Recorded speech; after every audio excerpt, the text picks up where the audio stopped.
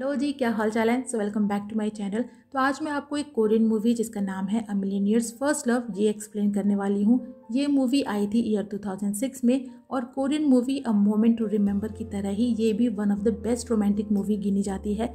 लेकिन explanation start करने से पहले मैं आपको बताना चाहती हूँ कि 2008 में आई बॉलीवुड की एक मूवी रेस में जो गाना है पहली नज़र में, वो इसी मूवी के गाने की कॉपी है।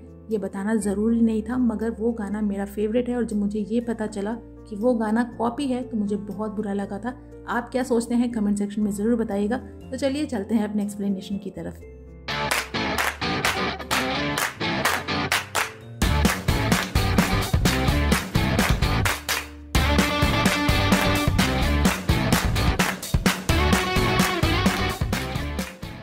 मूवी की शुरुआत में मिलते हैं कांग से, जो कि एक अमीर फैमिली से बिलोंग करता है, जिसका पढ़ाई लिखाई से कोई मतलब नहीं है।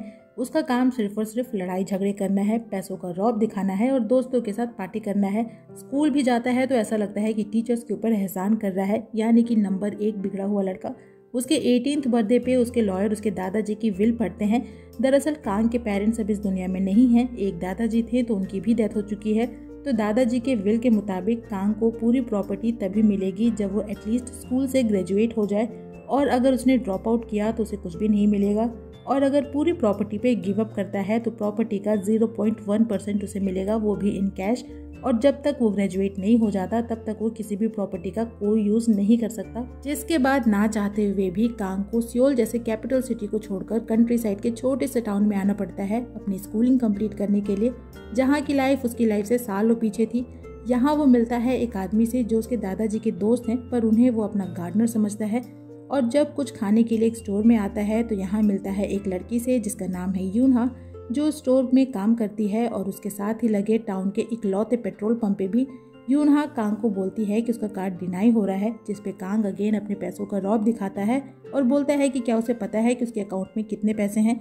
जिस पे यूनहा बोलती है कि वो तो नहीं पता जी, पर अभी के लिए ये कार्ड फालतू है और अगर उसके पास कैश है तो वो कैश में पे कर दे। जिसके बाद कांग उसे कैश पेमेंट करता है और उसे रूडली बात करके वहाँ से चला जाता है। नेक्स्ट डे अपने स्कूल जाता है तो यहाँ अगेन मिलता है उसी आदमी से जिसे अपना गार्डनर समझ रहा था। दरअसल वो उसके प्रिंसिपल थे। और जब क्लास में आता है तो वहाँ मिलता है यूनहा से जो उसकी क्लासमेट है। अब कांग को तो वहाँ रहना नहीं था और ना ही स्कूल अटेंड करना था, तो वो सोचता है कि अगर वो ड्रॉप आउट नहीं कर सकता तो एक्सपेल तो ज़रूर हो सकता है, और इसीलिए क्लास के एक लड़के को पीट देता है। पर इसके लिए उसे स्कूल से नहीं निकालते, उल्टा जिस लड़के को उसने मारा था उसके डैड उसे घर बुलाकर उसे 56 भोग खिलाते हैं और अपने ही बेटे को बोलते हैं कि अगर उसने बदला लेने के लिए कांग से मार पिटाई की तो वो उसे ही मार डालेंगे। और बेचारा कांग को समझ ही नहीं पाता, क्योंकि सियोल में अब तक उसे स्कूल से निकालते भी, साथ ही पुलिस केस भी करते, पर यहाँ तो उसकी आवभगत हो रही थी। और तो और वापस जाते टाइम उसे खाना पैक करके भी देते हैं। नेक्स्ट डे जब वो स्कूल आता है तो यूनहा बताती है कि अपने ग्रेजुएशन के लिए उन्हें एक स्टेज प्ले करना है ऑर्फेनेज के बच्चों के साथ, और जो पैसे उसमें से आएंगे वो ऑर्फेनेज में चैरिटी में जाएंगे, और उसे एक मेड का रोल देती है। पर कांग बोलता है कि उसे कोई प्ले नहीं करना और वहाँ से चला जाता है और कॉल करता है अपने एक फ्रेंड को और कुछ पैसे बोरो करता है और अपना प्रेजेंट एड्रेस भी देता है। और नेक्स्ट डे वो प्रिंसिपल को पैसे देता है और बोलता है कि अब से वो स्कूल नहीं आएगा, वो उसे पैसे लेकर पास कर दें। पर प्रिंसिपल उसे मना करते हैं और बोलते हैं कि विल के अकॉर्डिंग उसे प्रॉपरली ग्रेजुएट होना है। तो बेचारा क्या ही करता। फिर उसके दोस्त भी स्कूल में आ जाते हैं क्योंकि उसने उन्हें अपना एड्रेस दिया था। जिसके बाद वो उन्हें एक छोटे से रेस्टोरेंट में लेकर आता है और बताता है कि उसकी लाइफ तो एकदम बर्बाद हो चुकी है। उसके दोस्तों में एक लड़की थी जो कांग को लाइक करती है, पर कांग उसे कोई भाव नहीं देता। और वापस जाते टाइम उनकी कार की पेट्रोल ख़त्म हो जाती है तो यूनहा उनके लिए टाउन के इकलौते पेट्रोल पंप से रिफिल लेकर आती है। और जब उस लड़की को पता चलता है कि कांग उसे जानता है तो जेलसी में वो यूनहा की इंसल्ट करती है, जो बात कांग को अच्छी नहीं लगती। एक दिन कांग टाउन के ऑर्फेनेज में आता है जहाँ वो अपनी मॉम को इमेजिन करता है, और जब अंदर जाता है तो यहाँ अपने डैड को भी इमेजिन करता है और अपने बचपन की कुछ यादें उसे आती हैं। दरअसल ये ऑर्फेनेज उसके दादाजी के लैंड पे बना था और कांग बचपन में अपने पेरेंट्स के साथ यहाँ आया करता था, और तभी उसे याद आती है एक एक्सीडेंट की और वो डर के वहाँ से चला जाता है। एक दिन यूनहा उसे ढूंढती हुई उसके घर आती है क्योंकि वो काफ़ी दिनों से स्कूल नहीं आ रहा था, और वहाँ वो कांग को बीमार देखती है। जिसके बाद वो उसका ख्याल रखती है, उसके लिए खाना बनाती है। धीरे धीरे उसके और कांग के बीच में बॉन्ड स्ट्रांग होते जाता है। लेकिन स्कूल तो कांग को अभी भी नहीं जाना था और वो यूनहा से पूछता है कि क्या वो बिना प्ले में पार्टिसिपेट किए ग्रेजुएट नहीं हो सकता। जिस पे यूनहा ना बोलती है और कहती है कि वो किसी भी ट्रिक से ग्रेजुएट नहीं हो सकता, मेहनत तो उसे करनी ही पड़ेगी। और उसके लॉयर ने भी यही कहा है। और अपने लॉयर का नाम सुनते ही उसका मूड खराब हो जाता है, क्योंकि उसे लगता है कि उसकी इस लाइफ का जिम्मेदार उसका लॉयर ही है। तो नेक्स्ट डे कांग स्कूल आता है, लेकिन प्ले में पार्टिसिपेट करने से बचने के लिए अपने पैरों में प्लास्टर लगा कर आता है और बोलता है कि अब वो चाह कर भी प्ले में पार्टिसिपेट नहीं कर सकता, क्योंकि उसका पैर टूट चुका है। लेकिन तभी यूनहा की तबीयत खराब होती है और कांग उसे अपने उसी टूटे पैरों पर लेकर भागता है। हॉस्पिटल में प्रिंसिपल और डॉक्टर दोनों यूनहा को एडमिट होने को बोलते हैं, पर वो मना करती है और कहती है कि उसे हॉस्पिटल में नहीं मरना। वहीं कांग अपने क्लासमेट के साथ टाउन के मार्केट में आता है, जो उसके सियोल से बहुत ही अलग था, पर यहाँ वो लोगों को खुश देखता है। अपनी लाइफ के हर छोटे बड़े मूवमेंट को वो जी भर के जीते हैं। हर छोटी सी छोटी चीज़ उन्हें खुश करने के लिए काफ़ी थी। वहीं उसकी दुनिया में सब कुछ होते हुए भी सेटिस्फेक्शन नहीं था। नेक्स्ट डे वो यूनहा को मैसेज करता है कि वो बीमार होने का ड्रामा और ना करे और चुपचाप से स्कूल आए। उसे पता है कि उसे कुछ भी नहीं हुआ। और तभी वो यूनहा को स्कूल में देखता है और पूछता है कि वो डिस्चार्ज होने पर उसने उसे मैसेज क्यों नहीं किया। वो उसके लिए परेशान हो गया था और कहता है कि डॉक्टर ने कहा है कि वो ज़्यादा काम करने की वजह से कमज़ोर हो गई है, तो अब से वो पार्ट टाइम जॉब्स ना करे। और उसे वुलन सॉक्स देता है और वो गिफ्ट पाकर यूनहा बहुत खुश होती है। और हम यहाँ समझ पाते हैं कि कांग यूनहा के लिए कुछ फील करने लगा था।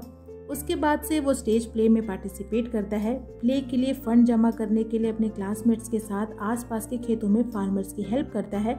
और एक दिन उसे पता चलता है कि यूनहा ऑर्फेनेज में ही रहती है और उनके प्रिंसिपल, जिन्हें वो अपना डैड बुलाती है, वो ऑर्फेनेज के हेड हैं और यूनहा एक ऑर्फन है।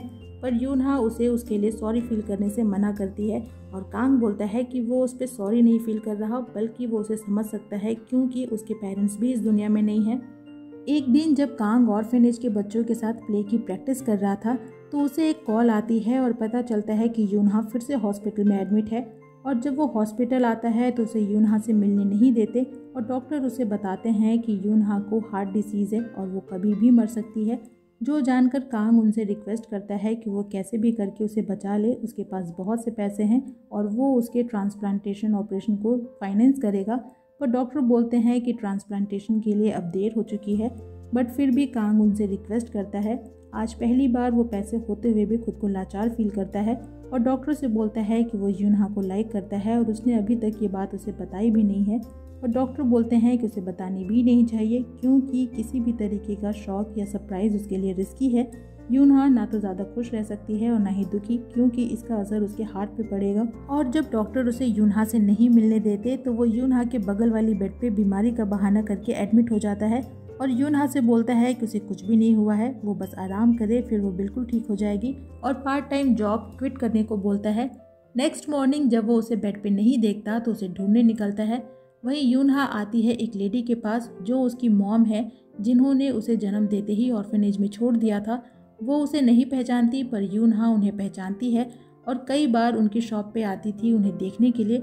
और आज वो उन्हें बताती है कि वो उनकी बेटी है और आज तक वो उनसे नफरत करती आई उसे छोड़ने के लिए, और सोचा था कि जब वो बड़ी होगी तो उनसे इस बात का बदला लेगी। पर अब जब उसके पास ज़्यादा टाइम नहीं है तो वो उन्हें माफ़ करने आई है। वापस आने पे उसे कांग मिलता है, जिससे लगता है कि वो अपने पार्ट टाइम जॉब पे गई थी और पूछता है कि वो जॉब छोड़ क्यों नहीं देती। वो उसके लिए परेशान हो गया था। और यूनहा बोलती है कि उसे पता है कि वो उसे लाइक करता है, पर बता नहीं रहा, इस डर से कि कहीं उसे कुछ हो ना जाए।